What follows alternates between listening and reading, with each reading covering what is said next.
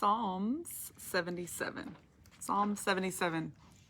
We are the daily devotional today, and that's where I'm going to come from. And so it starts out, and this part repeats itself, but it's really good. And it says, I cried out to God with my voice, to God with my voice. And so when we think about crying out to God with our voices, sometimes we want people to cry out for us. We want people to speak for us. We want people to go before us and do certain things. But it says, I cried out to God with my voice, to God with my voice. And then it says, and he gave ear to me. Not to anybody else. God gave his ears to you. We go and we cry out to people. We go and we cry out to those we love, but we don't cry out to God, who will give us his ear every time we do it. And then it says, in the day of my troubles, I sought the Lord. When? In the days of my trouble. God knows that we don't often seek after him when things are going well. But when we seek after God in the days of our trouble, when we, and this verse continues, when we stretch out our hands, okay, when we stretch out in the night without ceasing. I'm going to stretch out regardless. I'm going to cry out to God regardless, whether he responds or doesn't respond. I'm going to be here. It says, my soul refused to be comforted. And so that's where I begin to pause and think about what God was saying, what these scriptures were saying, what the psalm was saying. My soul refused to be comforted. I wrote in my notes where don't be naive to the rejection of our own souls.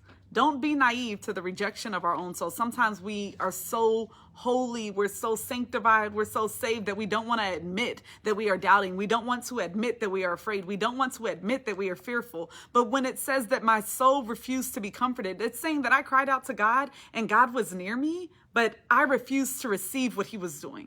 It continues, I remembered God and was troubled. I complained and my spirit was overwhelmed. I remembered God and was troubled. I complained and my spirit was overwhelmed. And all of these things I'm crying out. And the moment that God begins to respond, I begin to worry again. Everything that I should forget, everything that God has already forgotten. He says in his word that he will vanish. It will all go away. He will forget everything that he has forgiven us for. He can't even remember. And yet we call it to memory every time we cry out to him, thinking that God is not going to be there. God is always going to be there. He is faithful. He will never leave us nor forsake us.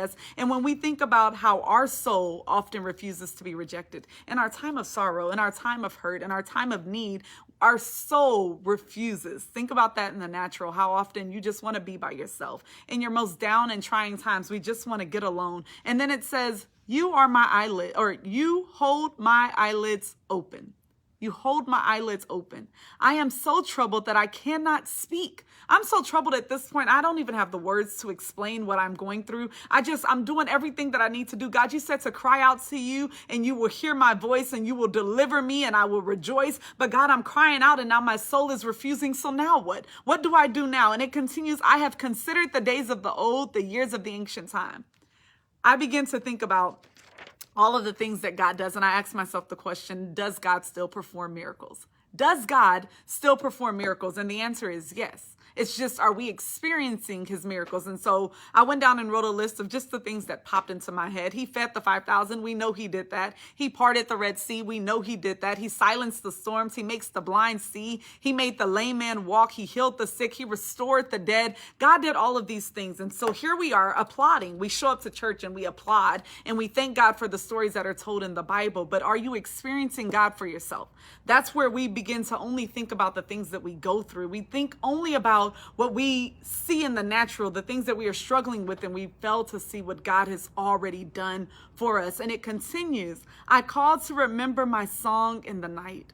To remember my song in the night, I meditate within my heart, and my spirit makes diligent search. I spend more time trying to search for the things that hurt me than I do seeing what God has already done in my life. I've spent more time remembering all of my heartaches than I have remembering the things that I've rejoiced for. When we think about what we are thinking about, then you can be more diligent on how you remove those things from your mind. Your spirit, your soul has refused to receive God. God is there. We are refusing. We get to these questions at verse 7 and it says, will the Lord cast off forever? Will the Lord cast out forever? And will he be favorable no more? Has his mercy ceased forever? Has his promises failed forevermore? Has God forgotten to be gracious? Has his anger shut up his tender mercies? No, that is not what has happened. What has happened is your soul is refusing to be comforted. And now your mind and the enemy is playing tricks on you, thinking that God is not who he said he is. God is who he said he is. God is what the word says that he is. And it continues and it said, and I said, this is my anguish. This is my anguish, but I will remember the years of the right hand of the Most High. You have to force yourself to remember the things that are good, but so easily we remember the things that are bad. You have to force yourself, but I will remember the years of the right hand of the Most High. I will remember the works of the Lord. Surely I will remember the wonders of the old. I will also meditate on your works and talk of your deeds. Your way, O God, is the sanctuary. Who is so great a God as our God? You are the God who does wonders. So does God still perform miracles? Yes. Does God still work wonders? Yes. You are the God who does wonders. You have declared your strength among the people. You have with your arms redeemed your people, the sons of Jacob and Joseph. God, you alone have done all of these things. I can't do it by myself. When I think about my past, I want to give up. When I think about what my future might hold, I want to give up. But when I think about the miracles you have already performed, I rejoice. I just don't think that you're going to do it for me. God says, if I did it for them, I'm going to do it for you too. It says, the water saw you, O God. What happened? It repeats itself. The water saw you and they were afraid. You're telling me something without feelings and emotions even fears God? The water ain't scared of me. I'm scared of the water, but the water is afraid of God. And it says the depths also trembled. The depths trembled. They're already in the deepest and they're still trembling. The clouds poured out water. The sky sent out the sound. The arrows also flashed about. The voice of your thunder was in the whirlwind. The lightning lit up the world. The earth trembled and shook.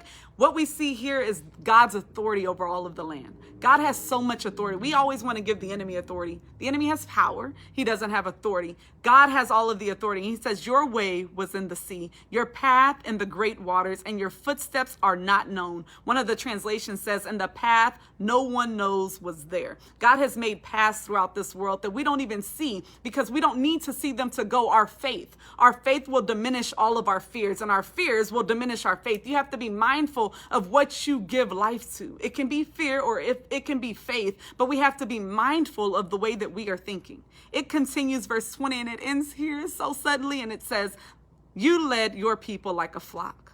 You led your people like a flock by the hand of Moses and Aaron. And that moment you can see that you have to just begin to follow in the footsteps that have already been paved.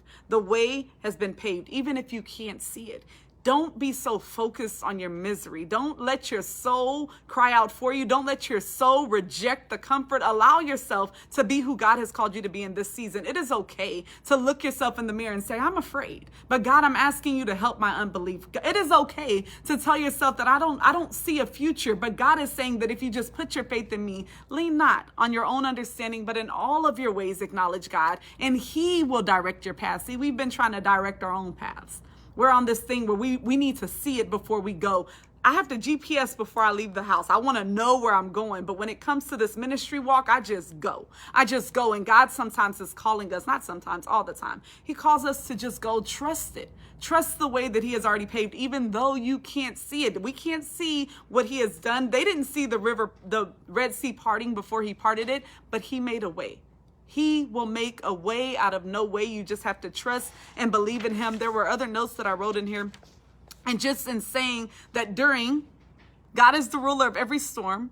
God is the worker of every miracle, and no storm is greater than him. In this season, we must experience God for ourselves. The stories that we hear about in the Bible, the sermons that you hear about in the church, sometimes they're just not enough. But when you place God back in the forefront of your life and you are able to experience him for yourself, even when your soul refuses to be comforted, experience God for yourself. As always, I ask God to bless the hearers, the readers, and the doers of his holy word. It is our due diligence. It is our job to make sure that we see God for who he is. It is our job to make sure that even when our soul refuses, that we tell ourselves, I will remember what you have done. I will recall the works of you. I will remember how you redeemed me. You have to remember even when your mind is telling you to forget everything that God has already done. Use your future as weapons of destruction against your current situation. He has plans and hopes for a great future, not what your past has seen. As I've heard this week, some of us have less days ahead of us than we do behind us. And so make sure that you are living each day like it is your last. Do not operate in fear, and do not allow the enemy to keep you bound and make you question yourself like, will the Lord cast you out forever? The answer is no. Okay, God is faithful, and he is faithful to fulfill everything that he said he would. Again, God bless the hearers, the readers, and the doers of his holy word. As I always say, no backlash and no retaliation against the word and the wisdom you have received on today. I love you all, and good night.